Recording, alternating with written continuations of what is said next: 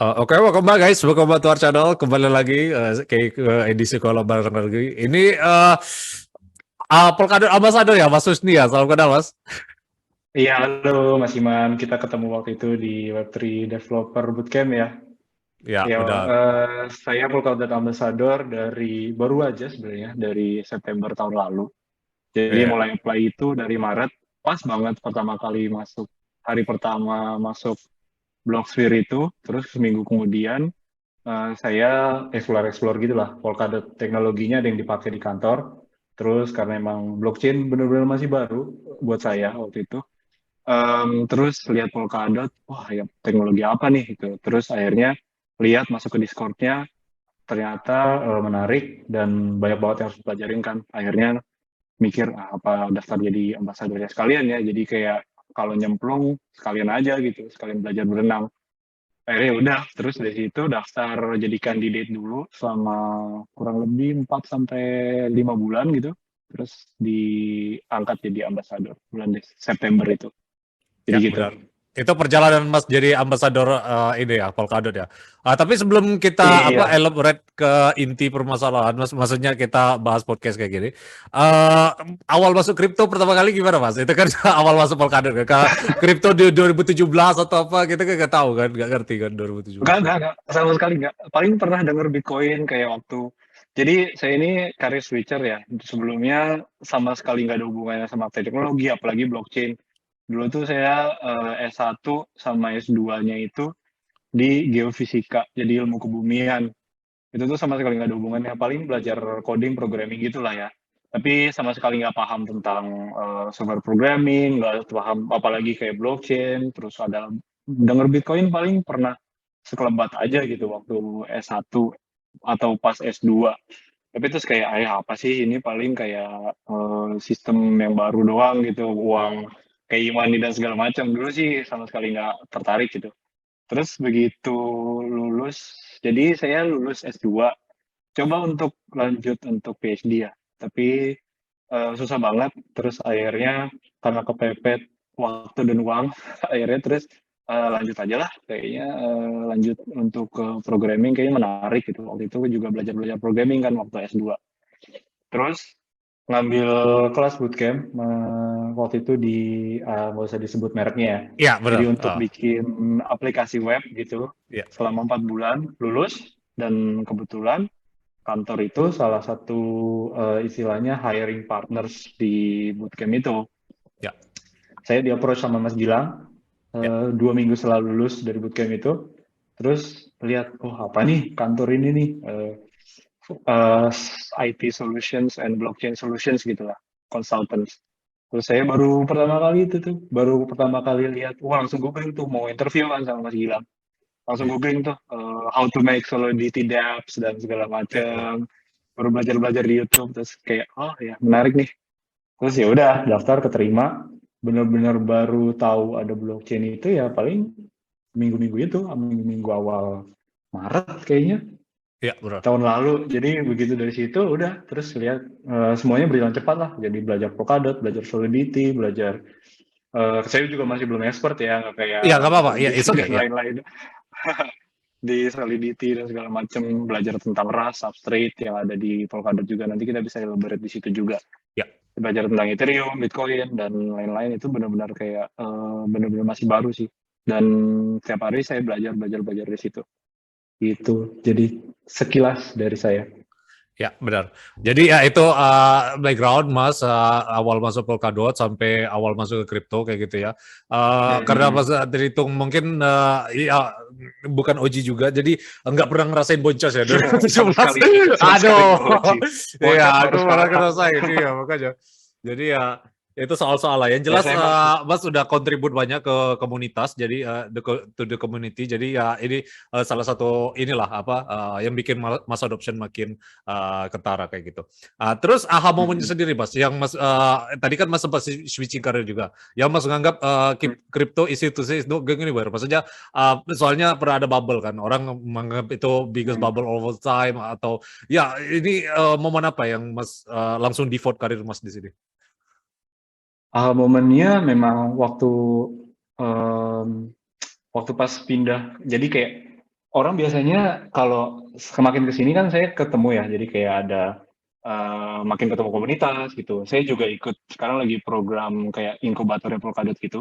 Walaupun sebenarnya decentralized ya, ini nggak buat ambasador doang gitu. Jadi macam-macam ada UI UX designer dari Belgium dan segala macam. Ya, pokoknya benar-benar decentralized lah. Nggak hanya dari Polkadot aja. Saya tuh banyak ngelihat bahwa sebenarnya banyak banget yang orang-orang Web2 yang dia berusaha untuk transisi ke Web3. Sementara kalau saya sendiri, saya tuh ngerasain Web2-nya tuh cuman pas di bootcamp doang gitu, pas belajar. Dan begitu masuk, langsung masuk Web3. Jadi kayak nggak sempet melihat kayak, oh iya ya ternyata di Web2 masalah tentang apa namanya, masalah tentang kredensial, masalah tentang kepemilikan data itu penting gitu loh.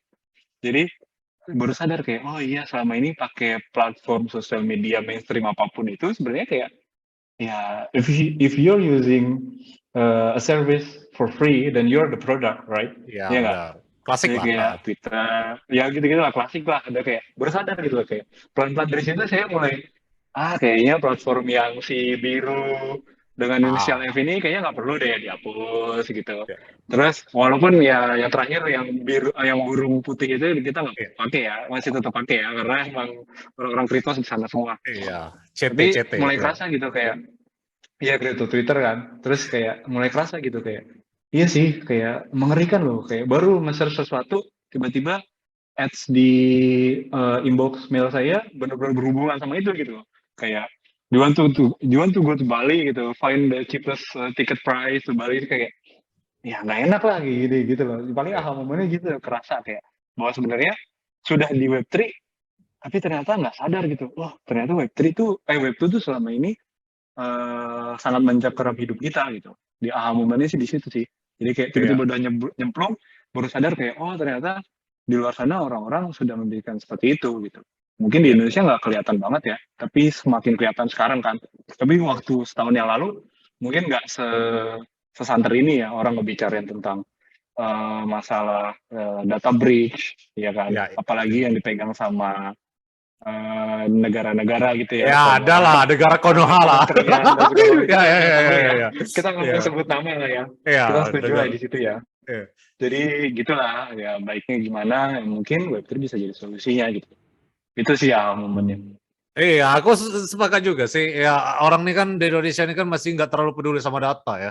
Padahal data itu is the Iya. new oil. Jadi resources baru untuk orang. Ya itu tadi, if you're not, if the product is free, then you are the product kan. Jadi ya itu sih Right. apa, sungguh disayangkan orang masih di sini. Ya mungkin itu masalah mass surveillance sih, mas. Soalnya data privasi udah dikolek sama Hmm. mereka. Jadi kita nggak. Selain itu juga, selain masalah data juga yang dijual ke advertiser itu juga masalah ini apa, ownership. Jadi ya kita nggak punya ini Hmm. sama apa konten kita kan. Misal kita dapat 1 juta views di Instagram atau di Twitter, tapi kita nggak ada insentif sama sekali kan atas ownership Ya, dari konten ya, kita kan. Jadi ya itu ya, ya. mungkin yang bikin apa, perbedaan lah antara Web2 dan Web3 ya, walaupun aku di sini juga Bitcoin maksimalis lah. Tahu kan maksimalis sih ya, tapi Ya, ya, ya. yang maksimalis itu kan nggak terlalu ini kan apa, open mind, bukan nggak open mind juga sih, tapi lebih dia tuh ini apa, sangat kuat ininya apa, terhadap Bitcoin. Cuman ya itu sih soal-soal mengenai maksimalis, dan ini salah satu Hmm, hmm, hmm. ya itu di Web3 ini mungkin masalah data bridging kayak gitu yang bikin Web3 ini valuable kayak gitu ya. Ya, ya. Paling perlu saya tambahin ya Mas ya, kayak di Web3 ini mungkin kelihatannya kayak, jadi bisa dilihat kayak gini ya. Kalau saya ngelihatnya sejauh ini adalah web, tahulah ya yang web 1, web 2, web 3 adalah web 1-nya kita read doang gitu. Web 2-nya ada read dan interact gitu. Kita bisa interact with the data. Ya kan? Pakai Gmail, pakai Facebook dan lain-lain gitu. Terus web 3 kita tambahin lagi satu own, kita bisa memiliki kan. Itu revolusinya di situ. Dan mungkin yang lebih sedikit orang tahu adalah sebenarnya kalau secara paradigma Web 2 itu revolusi front end gitu. Jadi front end itu adalah kalau dalam software programming, front end itu adalah user facing front end gitu, user facing interface. Jadi kayak Facebook tampilannya jadi lebih memudahkan dibandingkan kalau misalkan ya dengan Friendster gitu. lebih menyenangkan dipakai karena terlihat kan dari user base-nya dan segala macam, dan Spreadshirt sekarang udah nggak ada, misalkan kayak gitu ya, sebagai contoh yang konkretnya. Tapi di Web3 ini dia tuh kurang kelihatan gitu, karena memang dia revolusinya adalah revolusi back end gitu, ya kan? Orang ngelihat bahwa yang diubah itu, yang dilakukan oleh blockchain dan Web3 adalah dia ngerubah database-nya, ngerubah tatanan database-nya di belakang gitu. Membuat supaya oke, ini open source, tapi orang nggak bisa ngutang-ngatik data itu gitu. Nggak bisa mengubah bahwa yang tadinya dia ngirim 100 Bitcoin terus tiba-tiba dia ngubah jadi kayak Bitcoin-nya balik lagi ke dia gitu kan, misalkan kayak gitu kan. Nggak itu. Dari hal seperti itu sih yang orang perlu tahu gitu. Yang normis, dan saya juga baru tahu gitu sebagai mantan normis. Iya. Ya inilah, ya itu sih ya, aku sepakat juga ya. Ini orang ini kan masih belum inilah apa ya, karena mungkin Web2 ini udah too big to fail lah kayak Google atau kayak gitu. Mungkin mereka untuk transisi itu juga insentifnya buat apa juga kan. Jadi masih Ya. belum ini apa. Tapi ya itu semakin mereka di sini makin terisolir masalah data, terus juga akun suspend atau kita nggak bisa terlalu bebas sama ini immutable, censorship resistant. Jadi ya bakal cari alternatif dan mungkin ya salah satunya ini alternatif ya Web3 ini. Jadi ya it's okay. Maksudnya ya aku ngerti value proposition dari itu dan aku juga ngerti yang Mas jelasin tadi sih. Uang ini just only matter of time aja sih sebelum mass adoption sih. Ya, ya. Iya. Oke. Ya, true. We're Iya, still terus early ya. ya benar.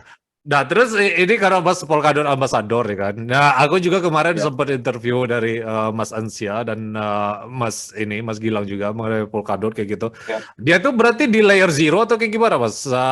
Terus dia ini kan interoperable chain kan. Nah, bagi noob yang nggak tahu interoperable chain tuh mungkin bisa dielaborate dulu, Mas. Apa itu? Iya. Ya, jadi kita mulai dari yang paradigma L0 dulu ya. Ya. Orang pasti susah kan, kayak baru belajar blockchain, baru belajar crypto, biasanya dikenalinnya L1, L2 gitu ya. Ya.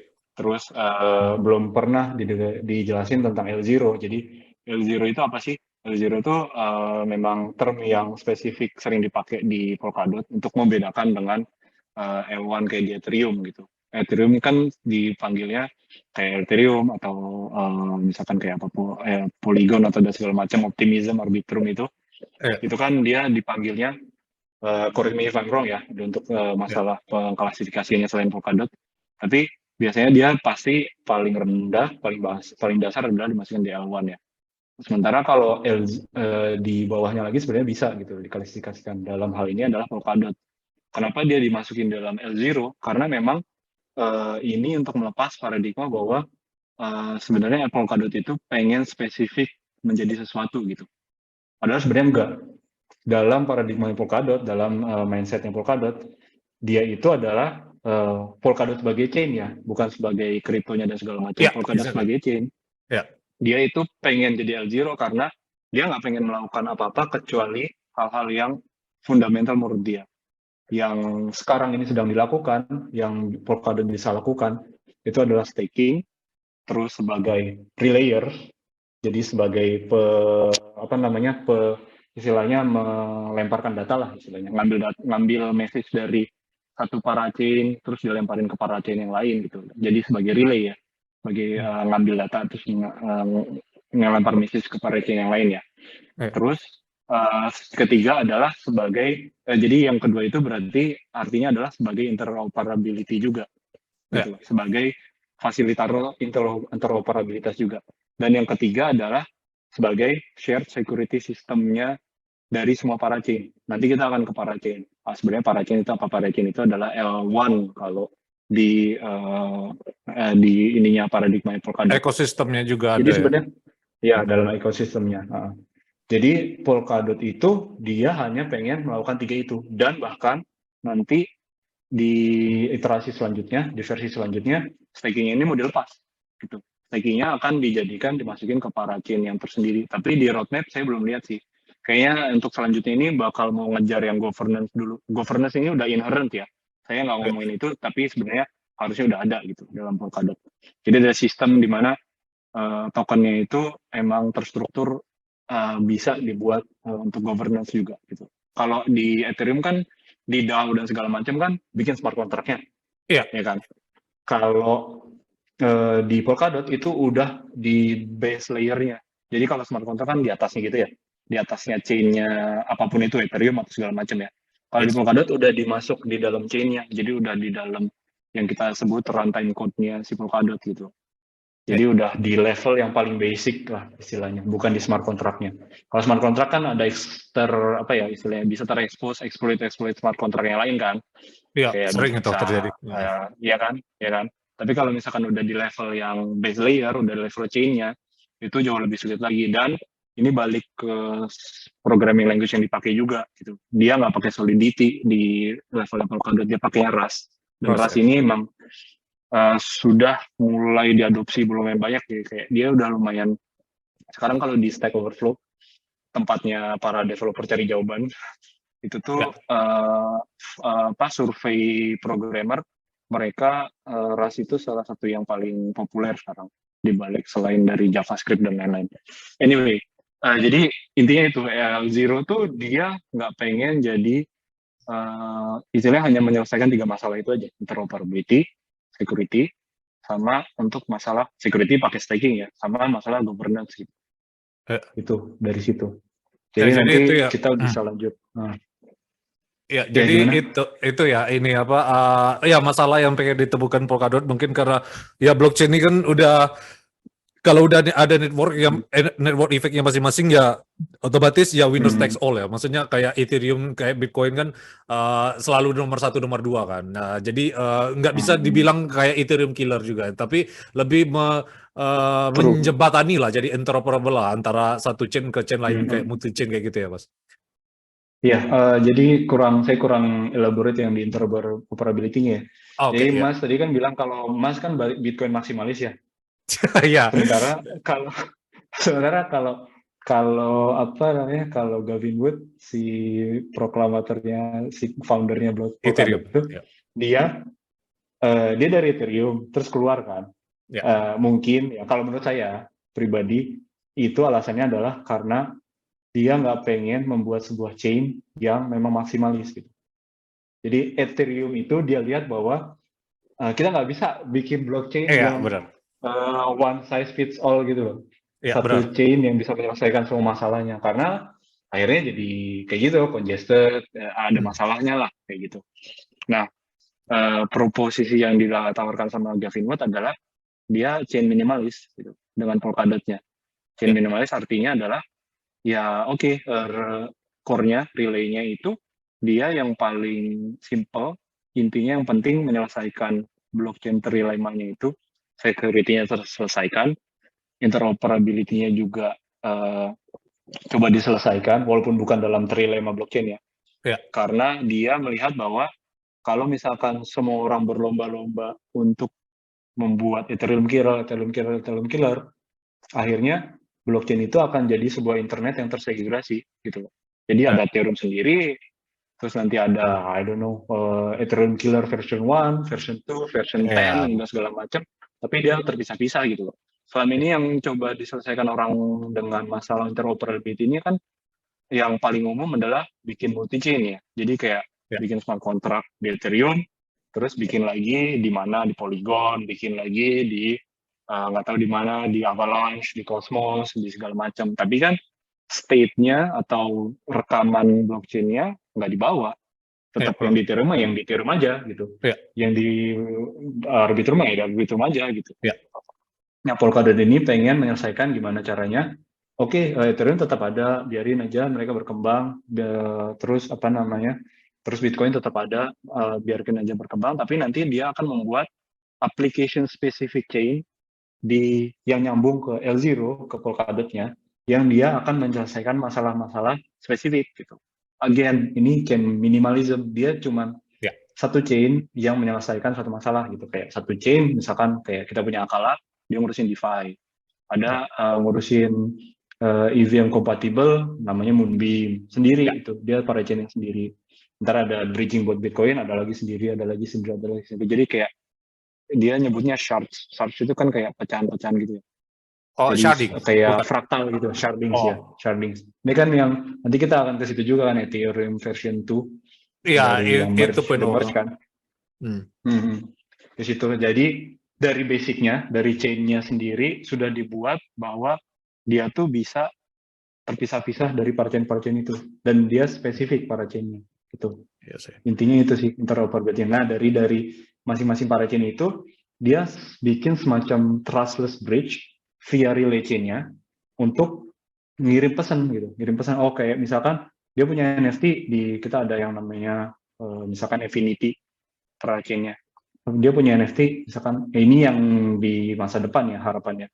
Jadi kayak dia punya NFT di Affinity, oh aku mau staking NFT-nya di Affinity, oke, di Affinity-nya di lock, tapi terus nanti bisa misalkan dapat liquid dari Akala dengan ngirim message via relay chain itu, dan nanti Akala akan tahu, oh ya udah di lock di sana, aku akan kirimkan stable coin ke wallet dia gitu selama dia NFT-nya di lock, misalkan kayak gitu.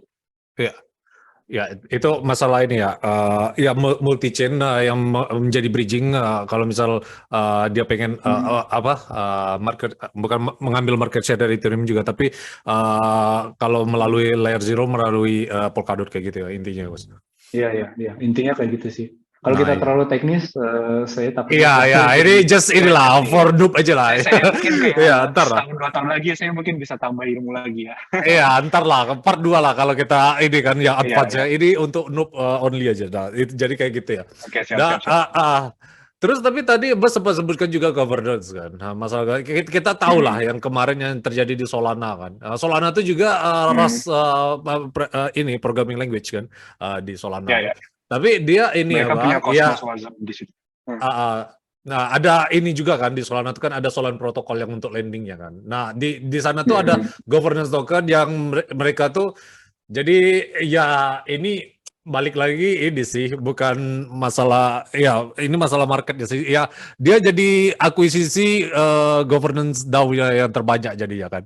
Jadi mereka tuh nggak benar-benar decentralized kan. Nah ini akan Ya, terjadi di true, Polkadot true. juga apa enggak? Soalnya kemarin aku sempat interview dari ini siapa Mas Ansia itu dia bilang ya Gavin Wood nih ya benar yang Mas bilang tadi bikin kayak gini ya soalnya di Ethereum 2.0 apalagi kan yang megang staking terbanyak yang punya kuasa kan. Nah, tapi kayak nggak berlaku di Polkadot katanya walaupun mereka punya staking terbanyak nggak berarti mereka tuh juga punya andil di validator atau node-nya. Jadi ya ini just your opinion aja. Ini gimana benar Mas?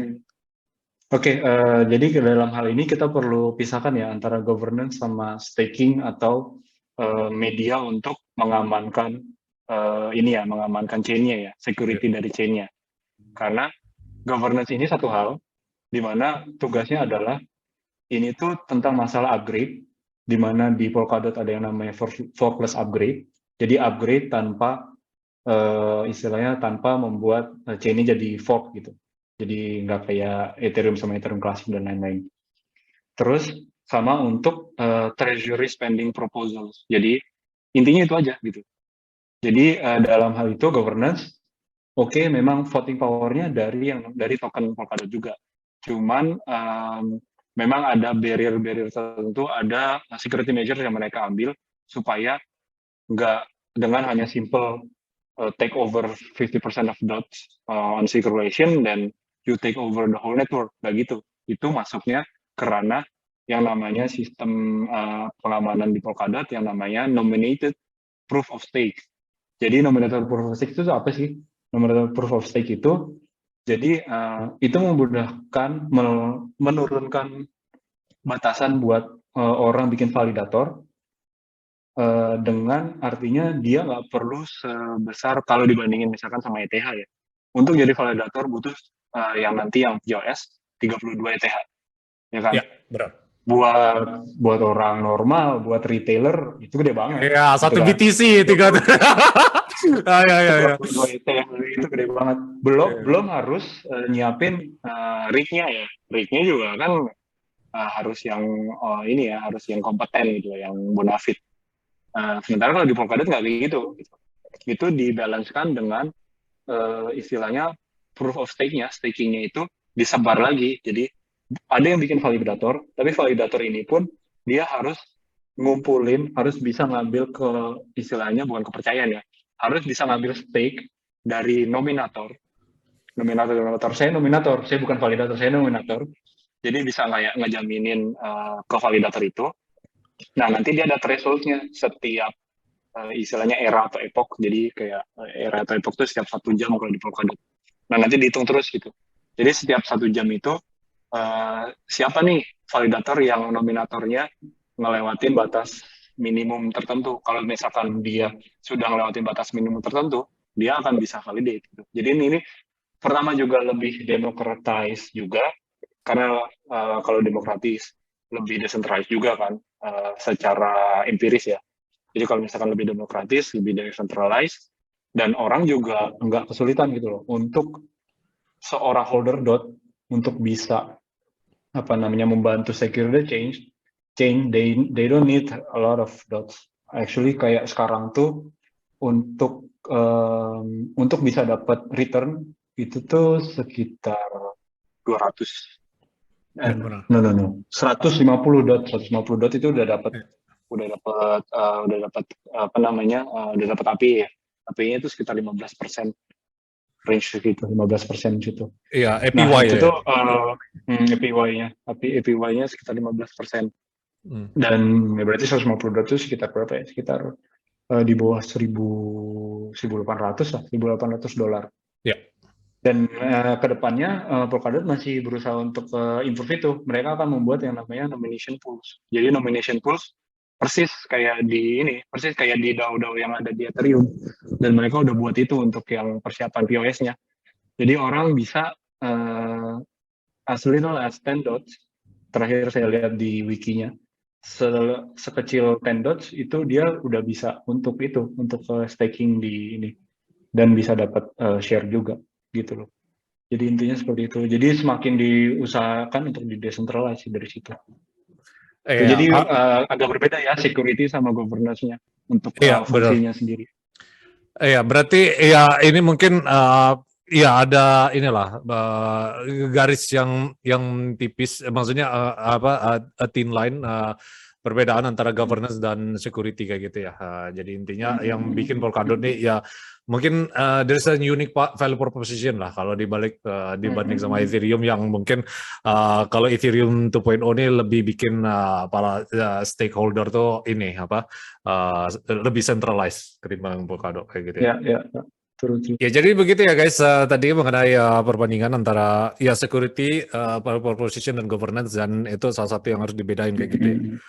Terus juga ya ini karena Mas nyebutkan kayak gitu, berarti Polkadot ini bukan proof of stake ya, maksudnya proof of apa nih? Soalnya ya walaupun tetap ada ya stakingnya, tapi kan itu Mas bilang tadi terpisah kan antara governance dan security-nya kan. Nah ini bukannya justru makin ini tadi kan Polkadot ini mencoba untuk solve blockchain Terra-Luma kan, tapi nyatanya kalau security diindahkan, dihilangkan, bukan dihilangkan juga sih, tapi lebih ke di-reduce kayak gitu.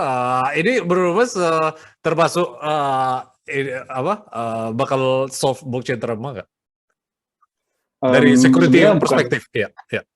Dari security perspektif ya. Jadi kalau sekarang kita lihat yang tadi ya, yang governance itu sebenarnya dia itu lebih ke ngelihatnya gini ya Mas, kalau governance itu lebih ke ngelihat ke depannya, masa depannya Polkadot mau seperti apa, intinya kayak gitu. Ya. Gitu. Dan begitu orang mau ngomongin masalah security di Polkadot itu dia dipisahkan antara yang tadi, yang dua entitas itu.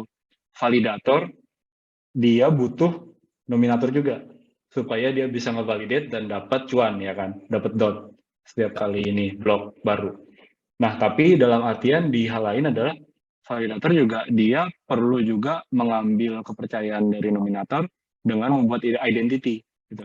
Jadi di Polkadot, sistem Polkadot itu ada tuh cara untuk sebagai saya seorang nominator misalkan untuk ngefilter validator yang udah punya on-chain identity. On-chain identity itu kayak misalkan dia di set di chain-nya bahwa oh ya ini situsnya dia, situs validatornya, namanya dan segala macam, email dan detail-detail tentang dia gitu.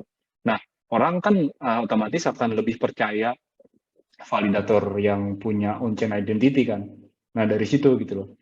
Dan istilahnya sampai sejauh ini sih saya belum lihat ya ada kayak istilahnya seorang VC atau seorang apa ya eksekutif level di Polkadot yang mereka mungkin mereka hold banyak dot tapi kemudian dia take over dengan punya banyak validator kayak gitu nggak sih? Biasanya sejauh ini Ya. saya paling lihat validator-validator yang memang dia udah nggak butuh nominator, jadi dia fully semuanya itu stake yang dibutuhkan supaya bisa jadi validator itu benar-benar datang dari dia. Itu biasanya dari centralized exchange kayak Kraken, Ya, sering terus itu. yang lain-lain lah.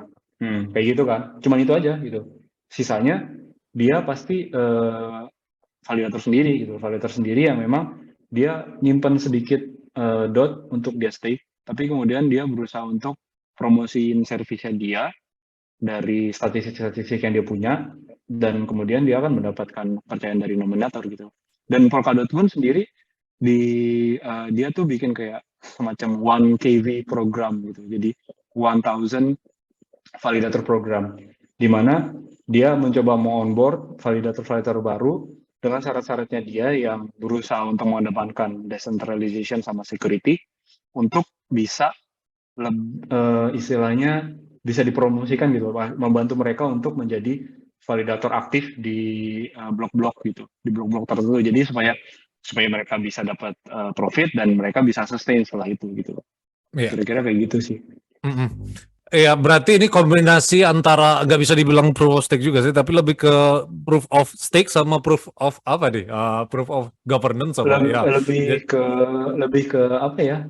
Lebih ke variasi proof of stake sih. Kan ada delegated proof of stake dan lain-lain Iya. kan. Yang ini proof of stake-nya dicoba dibuat supaya dia nggak centralized juga gitu. Oh ya, benar. Tapi Kurang ya lebih itu kan gitu kalau di kripto ini kan if the yield is too high, you are the yield kan. Iya. Ya, jadi gimana yield? Ya, Jadi bisa ntar jadi. kan kayak Luna kan.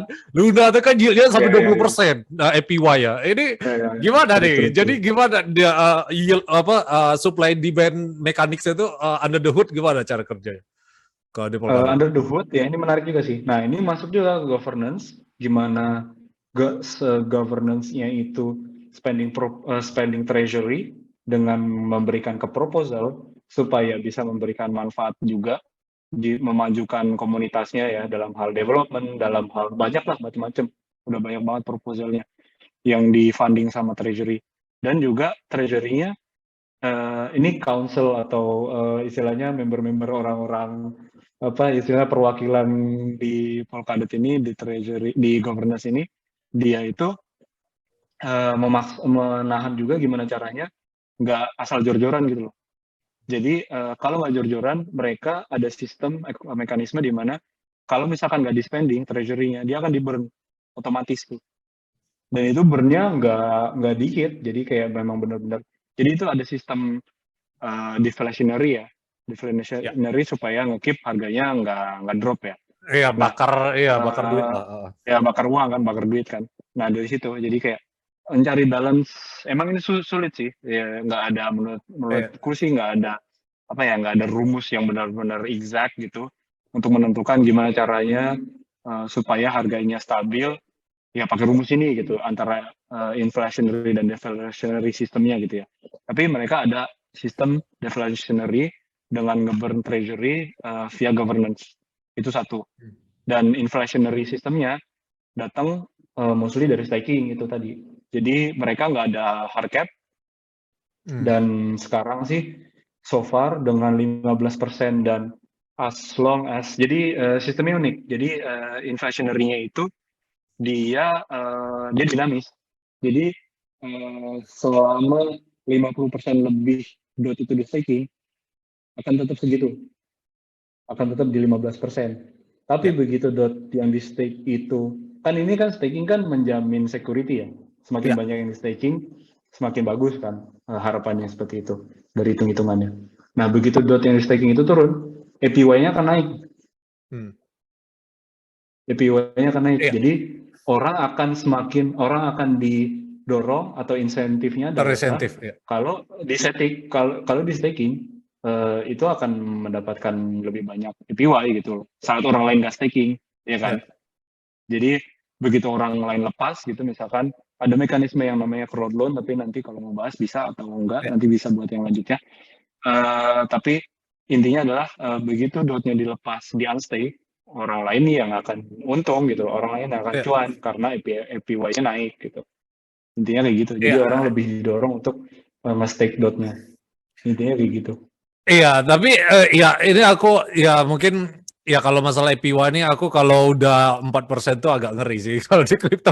Ya walaupun 10% kalau dibanding traditional bank itu gapnya jauh ya, tapi ya menurut aku resikonya terlalu tinggi sih. Ya tapi ya ini no financial advice ya guys, kalian bisa adu sendiri supply. Yang jelas Silakan tadi mengambil cuman sendiri ya. dijelaskan mengenai cara mekanisme APY-nya bekerja. Tapi ini juga masih lebih aman ketimbang Luna ya. Kalau Luna itu kan ada stable coin-nya. Jadi dia tuh cetak terus untuk keep up sama treasury-nya kan Bitcoin. Jadi ketika dia udah nggak ada lagi yang beli kan APY-nya udah anu semua, udah mentok. Jadi terpaksa cabut liquidity kan dia over collateralized. Nah, ini nggak terjadi sama Polkadot kan. Maksudnya Polkadot nggak ada stable coin kan di sini. Ya, nih ini menarik nih kita bahas tentang stable coin. Jadi kemarin ini mungkin Mas belum dengar kabarnya, salah satu stable coin di parachain-nya Polkadot di Akala namanya USD itu sempat di-peg sampai turun ke 0,27.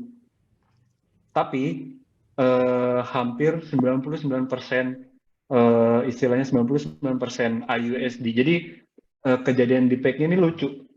Kalau dalam sisi development, mereka bikin liquidity pool baru. Jadi liquidity pool-nya itu IBTC, jadi BTC bridging dari para chain yang lain dengan USD dari Akala sendiri, jadi stable coin-nya si Akala bikin, tapi mereka salah konfigurasi. Kalau konfigurasi, jadi ada wallet-wallet tertentu yang berhasil mengeksploit itu. Entah itu emang dia black hat hacker atau emang apa namanya innocent aja, kita nggak tahu. Iya. Tapi dia bisa tiba-tiba dalam dalam waktu singkat ngeprint 1,2 billion USD mendadak tuh. Terus berhasil diklaim dari pool itu 1,2 billion USD. Itu terus akhirnya turun dong, drop dong di peg 0,2 karena tiba-tiba supply-nya meledak kan. Tapi Akala dengan sistem security yang memang diwariskan dari Polkadot, mereka berhasil bikin governance kayak governance code mendadak yang akhirnya dia nggak suspend chain-nya. Ini bukan kayak multisig dan lain-lain ya. Ini kayak semacam multisig tapi level yang lebih tinggi lah istilahnya. Jadi ada council, terus langsung di vote sama community, folder-folder Akala yang lain, langsung disuspend tuh. 99% 1,2 billion USD yang tiba-tiba di mint itu, dia ke hold. Nggak berhasil dilempar ke centralized exchange. Udah ke hold, mereka kemudian bertahap dari hari-hari berikutnya, mereka bikin proposal lagi, gitu loh. Ini trace result kita dari USD yang tiba-tiba termint ini. Kita akan proposalnya selanjutnya adalah apa yang kita lakukan terhadap USD yang error minting ini. Akhirnya mereka di hari kedua atau hari pertama gitu, mereka akhirnya dikirim itu dengan kondisi chain yang suspend ya, itu 1,2 billion itu dikirim ke treasury terus di burn. Kemudian di burn ya, karena mereka pengen mengendalikan kan, pengen mencari gimana caranya mengembalikan, jadi kayak di repack dulu baru chainnya dijalanin lagi ya kan, karena akan kayaknya akan sangat tidak bijak kalau melakukan kebalikannya, kayak dijalanin dulu chainnya baru coba di repack kan ya. Itu sekarang ini masih dalam proses nih, mereka mencoba balikin lagi uangnya ke liquidity pool dan segala macam, lumayan complicated. Tapi key takeaway-nya adalah mereka berhasil istilahnya nge-contain the bigger problems gitu.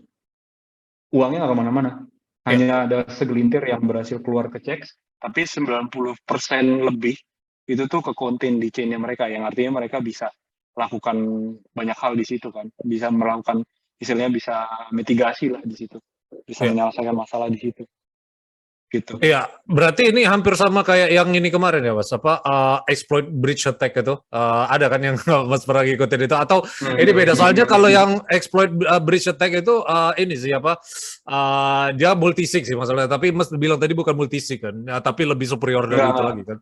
justru multisignya ini menjadi istilahnya sinonimnya multisig ini malah jadi solusi gitu buat mereka untuk dalam hal emergency. Oke, kita kerjakan ini gitu, stop chainnya, dalam hal ini stop chainnya, dalam hal itu kayak gitu. Sementara kan kalau di hal lain kan multisig dia di level smart contract terus dieksploit, ya kan, apalagi di bridge yang istilahnya bridge kan sebenarnya dalam hal tertentu dia nggak desentral sih. Kita Iya, mempercayakan makanya. ya kan, kita mempercayakan fund kita ke entitas tertentu kan. Begitu Eh, di ini ya udah gitu, hilang gitu loh funds kita. Jadi dalam hal ini malah justru sistem governance-nya Polkadot yang dijadikan blueprint sama si Akala itu berhasil mengkonten 99% damage yang harusnya mereka kena gitu kalau misalkan nggak ada level governance seperti itu. Dan itu kayak gitu. Iya. Tapi masih bisa ini ya, apa chain-nya masih bisa stop ya atau di rollback. Soalnya kan kalau benar-benar decentralized kan ya kayak Bitcoin kan, maksudnya nggak bisa diapa-apain kalau salah kirim ya Iya, urusan dia. Jadi ya kayak gitulah. Ini nggak terlalu kayak Jadinya gitu. kayak dari salah satu apa namanya, dari salah satu si levelnya Akala atau kayak spokespersonnya Akala, dia bilang sih kayak decentralized, enggak gini, dia bilangnya anarchy is decentralized, but decentralization does not have to be anarchy, ya kan? Dia cari sweet point-nya di mana, oke, kalau misalkan salahnya orang, ini kan jelas salahnya dari timnya Akala kan. Somebody is going to get fired for this. This is for sure. Tapi mereka tanggung jawab gitu loh. Kayak kita nggak akan ngebiarin aja mereka sudah istilahnya ini kayak pool BTC gitu, pool BTC sama Iya. USD gitu sama stablecoin. Iya. Kan orang pasti akan menanti-nantikan gitu loh. Hmm. Mereka nggak akan terus lepas tangan gitu aja gitu. Jadi ada security measure-nya, yang extra security measure di mana oh ya orang juga bisa melakukan kesalahan dong dalam level yang konfigurasi gitu. Tiba-tiba jadi seperti itu. Dan keren sih kalau menurut saya lihat kayak oh berhasil gitu tiba-tiba nggak lenyap gitu aja ke centralized exchange. Kalau begitu udah masuk ke centralized exchange mereka nggak bisa ngapain kan. Udah Ya nyebar insolvent lah, kemana-mana. ya. Ya kan. Seperti itu. Jadi masih di konten di change mereka. Saya masih ngikutin sampai sekarang. Ya, Ini seru banget nih. ya, itu apa? Itu kan kalau di kripto ini kan masih barang baru kan. Jadi kalau misalnya ada Ya. kasus-kasus kayak gini bisa jadi drama juga ujung-ujungnya. Itulah, industri ini menarik, lebih menarik dari Kim Kardashian mungkin ya masalah drama ya.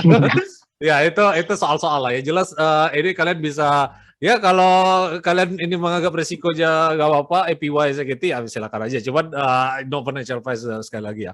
Nah terus ini kalau masalah ekosistem sendiri, Pak, ada Kusama terus Parachain atau multi chain. Nah ini mungkin bagi noob yang pengen benar-benar masuk di dunia Polkadot ini ekosistemnya apa aja, terus Parachain-nya gimana cara kerjanya, Mas? Ya, jadi kita bahas pelan-pelan dari tadi udah bahas Polkadot, kita bahas Kusama. Ya. Kusama itu kayak wild cousin dari Polkadot. Jadi banyak yang kadang-kadang salah paham bahwa melihat oh Kusama itu testnet ya gitu. Tapi kok ada harganya? Salah, itu bukan testnet. Kusama itu canary network istilahnya kalau dari term kripto atau blockchain, di mana canary network tuh orang masuk kripto itu udah berani ya ngambil risiko tinggi. Di Kusama ini risikonya lebih tinggi lagi gitu. Jadi orang tuh biasanya, dan ini masalah ke governance lagi, mereka kan sering bikin upgrade, benerin sesuatu gitu, benerin lagi, diimprove terus lah. Upgrade-nya itu pertama kali pasti masuk Kusama dulu gitu loh.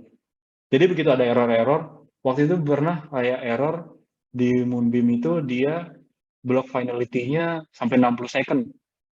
Lama banget tuh, sampai semenit. Ya. Udah parah banget kan.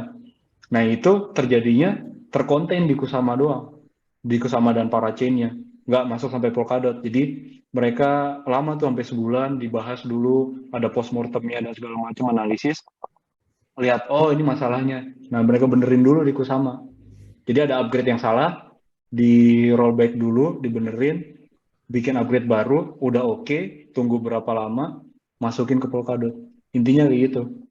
Jadi yang suka level-level startup, yang suka move fast and break things, itu tuh masuknya ke Kusama biasanya. Sama. Kalau udah yang industry grade security, dia masuknya ke Polkadot.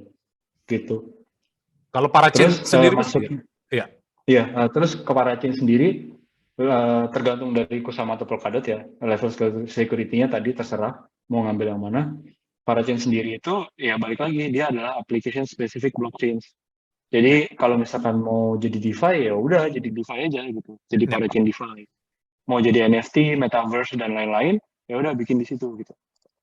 Sejauh ini biasanya dia substrate based. Jadi substrate based itu adalah programming language yang dipakai kayak Solidity lah. Tapi Solidity di level smart contract. Kalau ini di level chain-nya, di level base layer-nya. Itu tuh dia ada fitur-fitur blockchain yang nyesuaiin sama masalah apa sih yang pengen diselesaikan gitu. Kalau DeFi, dia ada masalah-masalah tentang staking, masalah ada tentang liquidity dan segala macam itu di chain-nya sudah ada sendiri gitu. Jadi dia nggak perlu bikin smart contract-nya. Sudah lebih secure kalau udah di level blockchain-nya, ya kan. Terus kalau misalkan NFT, ya dia nggak butuh ada masalah liquidity pool dan segala macam. Dia butuhnya fitur-fitur NFT, fitur-fitur ERC itu 721, 1155 gitu, misalkan kayak gitu.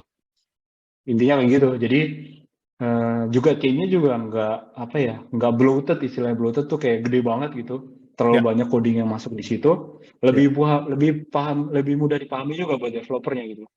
Lebih mudah di maintain juga, lebih mudah di upgrade karena lebih sedikit juga fitur yang dipakai, hanya yang dibutuhin aja. Jadi lebih simpel lah, lebih minimalis seperti yang saya bilang tadi. Lebih minimalis. Intinya Parachain itu. Dan yang dilakukan Parachain adalah dia ngumpulin transaction, catatan-catatan yang ada di chain dia.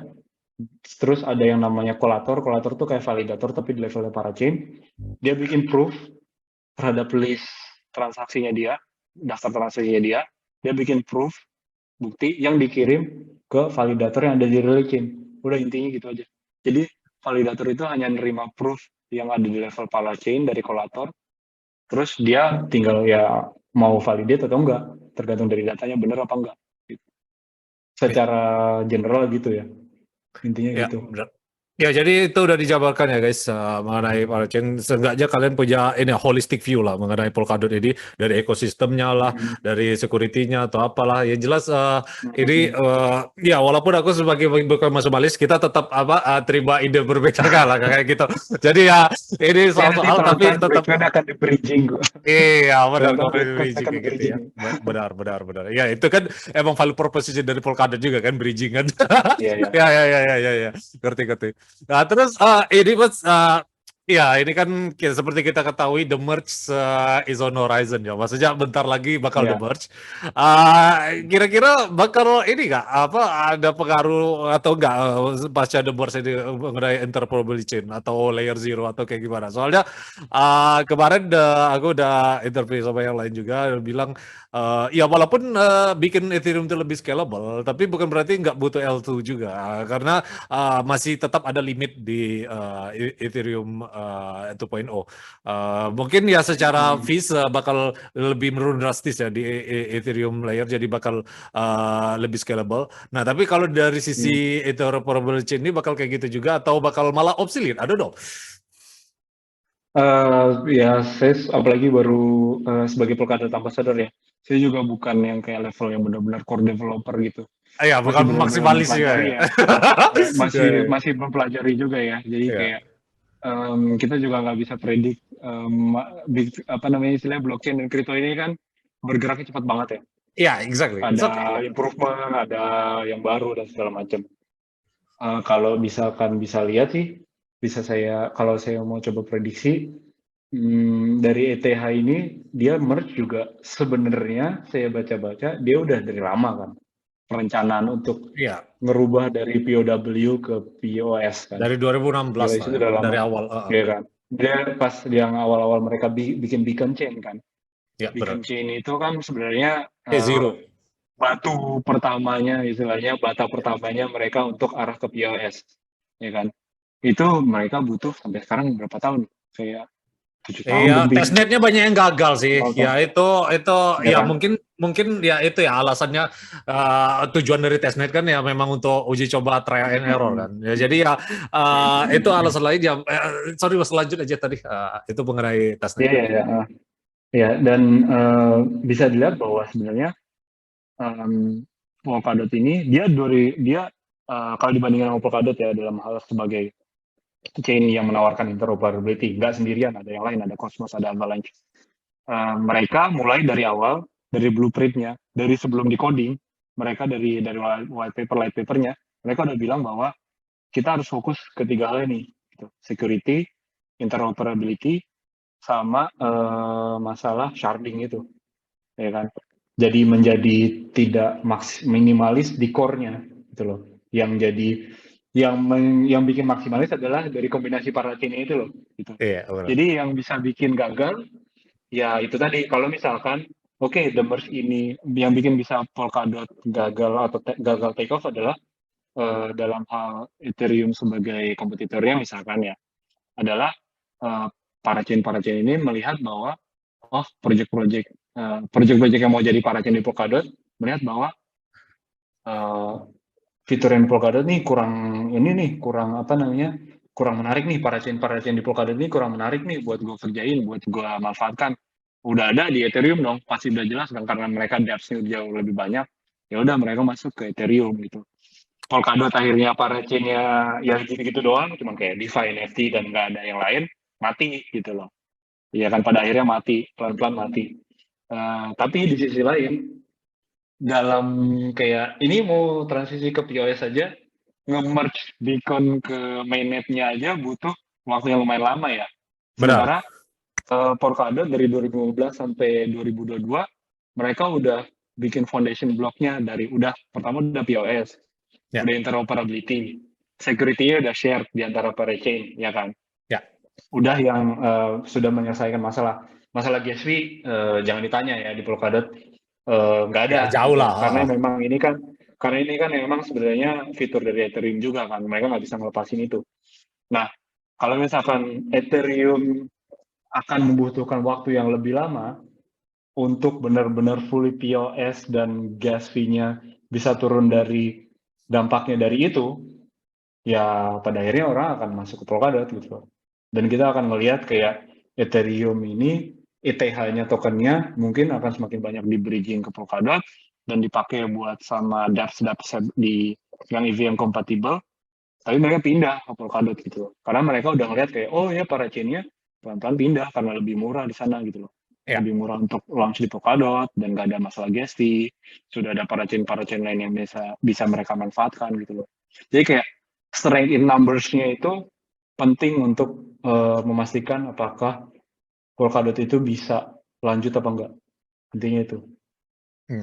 Ya, jadi itu ya tergantung sikon lah. Bisa juga obsolete, bisa apa. Yang jelas Ethereum 2.0 ini menarik. Soalnya bakal split chain juga kan Ethereum 2.0 ini kan. Jadi miner tuh masih ada yang nggak setuju kalau dia tuh pindah kan. Jadi ya itu. bakal ada token juga kayak Mas kalau masih ingat 2017 Bitcoin sama Bitcoin Cash kan. Kayak gitu juga ada block size war. Jadi Ethereum kan sempat di fork juga, hard fork juga kan ke Ethereum klasik kan. Tapi di sisi lain juga ya Ethereum klasik itu sering di 51% attack, makanya market share-nya banyak ke Ethereum. Nah, menarik ini ntar pas split chain ini Ethereum ini nasibnya gimana? Soalnya ya split chain ini masih ya walaupun secara mayoritas bakal ke Ethereum 2.0 ya, soalnya udah banyak koin juga yang di stake kan. Cuman ya ada koin baru juga kan ETH POW ini. Jadi ya itu sih mungkin yang bikin ya I don't know obsolete atau enggak di chain-chain yang lain kayak gitu ya pasca Ethereum 2.0. Kita nggak ada yang bisa prediksi kan kalau udah bisa. Ya nggak ada yang tahu lah karena ya just for fun ya benar. Benar. Jadi kayak gitu. Iya, Benar. kan? Jadi kayak gitulah. Tapi menarik. Ya menarik. Ya ini kita tunggu. Ini one of the ini sih apa? Ya walaupun ya bisa aja kemungkinan Ethereum gagal kan. Nah, kalau gagal kan ya dia tuh kan cuma satu fase kan. Jadi kalau blockchain ini kan nggak bisa di rollback kayak bank tuh kan. Jadi kalau misal dia udah di proof of stake tapi congested atau apa, networknya nggak sesuai sama yang diprediksi, nggak bisa rollback lagi ke proof of work. Jadi ya inilah itu dia jadi yang susah kan. one of the biggest moment in crypto history lah ini. Jadi ya itulah Ya, momen crypto. yang ditunggu-tunggu apa ini jadi sesuatu yang ya bakal inilah berhasil atau enggak kayak gitu. Revolusioner ya. Ya Revolusioner benar. atau enggak gitu. Make it or break it. Iya benar, break it moment lah ya, jadi kayak gitu. Ini ya karena udah sejam juga, udah waktu jam tidur juga. Mungkin part 2 aja pas Siap. 100.000 Bitcoin udah Ethereum 20.000 mungkin kan nggak tahu kita. Nah, tapi sebelum ke penutup tadi kan udah sibuk aku non financial advice kan. Ini non financial advice lagi. Ini menurut Mas Bitcoin Ethereum ke arah mana nih? Polkadot ke arah mana? Ethereum ke arah mana? Ya for the next 2 years lah. Maksudnya ya just for fun. Ya. Oke. Iya. Disclaimer dulu ya, aku tadi belum bilang kalau untuk masalah Polkadot, aku nggak bisa bahas tentang tentang price ya. Iya, just for fun. Ya. Ini Ini sesuatu yang terlarang kalau misalkan untuk Polkadot doang ya. Kalau untuk ya yang udah, Ethereum, benar. Bitcoin oke lah. Ethereum sama Bitcoin masih bisa lah mas. Di luar ranahnya aku sebagai Polkadot ambassador soalnya. Kalau untuk Ethereum dan Bitcoin, kayaknya the merge ini orang memang harus kantongin sebelumnya sih. Ya. Karena mereka udah mempersiapkan dan Ethereum Foundation, mereka developernya emang gila banget sih. Mereka sangat aktif dan akan sangat sulit untuk mereka sampai gagal kalau ngelihatnya ya, kalau dari probabilitasnya dia ngebayangin gitu. POS ini akan sukses, tapi mereka kan butuh time frame yang nggak sebentar. Tergantung dari holdernya, tergantung dari supporternya, apakah mereka mau siap untuk sabar atau Ya, enggak. Jadi ya let's say balik lagi ke ATH, menurut saya nggak akan waktu yang lama lah. Bitcoin pun seperti itu, gitu loh. Bitcoin ini akan dengan segala kontroversi, tornado cash, dan ada yang lain-lain, orang mulai membatasi, ya kan? Ya, benar. Orang sempat menyebut ada salah satu senator US ngebahas tentang UST, kemudian crash setelah itu.